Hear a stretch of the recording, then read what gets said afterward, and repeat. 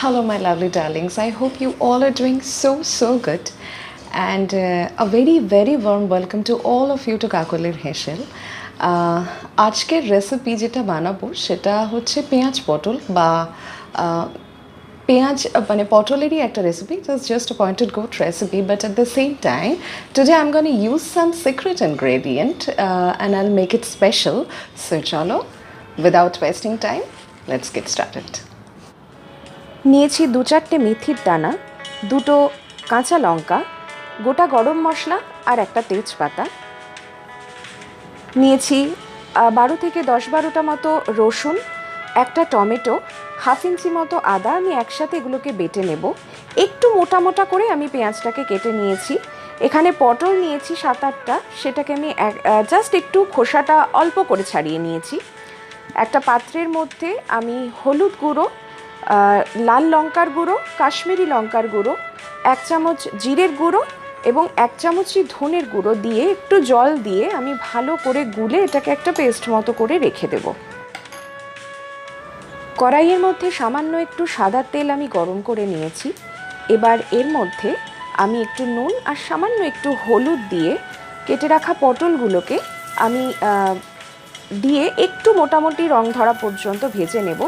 আমি কিন্তু পটলগুলোর খোসাগুলো একটু চেঁচে নিয়েছিলাম আর তারপরে হালকা করে আমি একটু ওটার খোলাটা ছাড়িয়ে নিয়েছি। আমি কিন্তু পুরো খোলাটাকে ছাড়াইনি।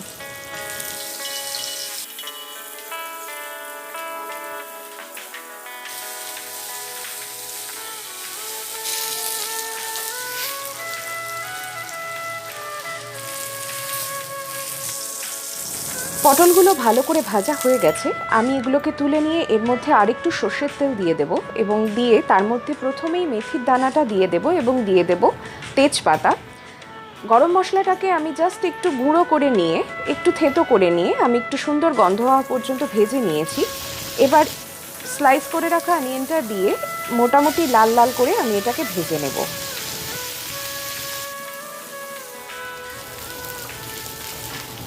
পেঁয়াজটা সুন্দর করে ভাজা হয়ে গেছে। এখন আমি জিঞ্জার গার্লিক আর টমেটো একসাথে আমি পেস্ট করে রেখেছিলাম সেটা দিয়ে একটু ভালো করে নাড়াচাড়া করে আমি তেল ছাড়া পর্যন্ত এটাকে কষিয়ে নেব। আমি গ্রাইন্ডার জারটা একটুখানি ক্রেন্স করে নিয়ে সেই জলটাও এর মধ্যে অ্যাড করে দিয়েছি।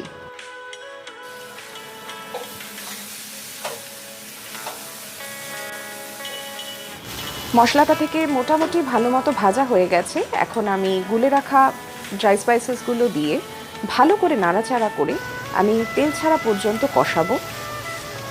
এই পর্যায়ে আমি মশলার যে বাটিটা গুলেছিলাম সেটা একটু জল দিয়ে ধুয়ে নিয়ে আমি সেই জলটাকেও অ্যাড করে দেব।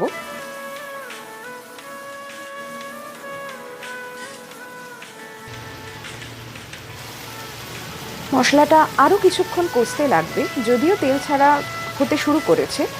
এই পর্যায়ে আমি এবার স্বাদমতো নুন এবং একটু মিষ্টি আমি দিয়ে দেব যাতে ব্যালেন্স হয়।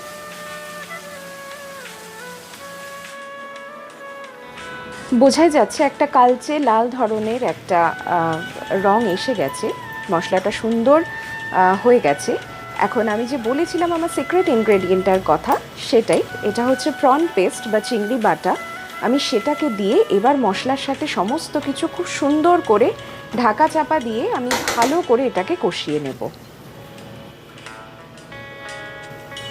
যেহেতু চিংড়ি মাছ রান্না করতে বেশিক্ষণ সময় লাগে না, আমি 30 সেকেন্ডস মতো ঢাকা দিয়ে রেখেছিলাম। আপনারা দেখতেই পাচ্ছেন সব কিছু সুন্দর করে মিশে গেছে। আমি একবার নাড়াচাড়া করে নিয়ে এবার ভেজে রাখা পটলগুলো আমি এর মধ্যে দিয়ে সব কিছু একসাথে করে লো টু মিডিয়ামে ফ্লেমটা রেখে আমি কিন্তু কষতে থাকবো যাতে পটলটাও সেদ্ধ হয়ে যায় এবং নুন হলুদ সব কিছু পটলের ভেতর ঢুকে যায়।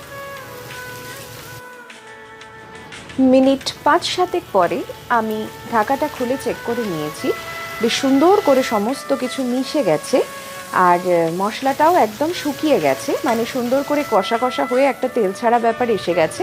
এখন আমি অল্প কিছুটা জল দিয়ে দেবো যাতে এটা গ্রেভির মতো একটা টেক্সচার দিয়ে দেয় এবং পটলগুলোও খুব সুন্দরভাবে, যদি সেদ্ধ না হয়ে থাকে, যাতে সেদ্ধ হয়ে যায়। কারণ যেহেতু গোটা পটল, আমি ঢাকা চাপা দিয়ে এটাকে 8 থেকে 10 মিনিট মতো আমি রান্না করে নেব।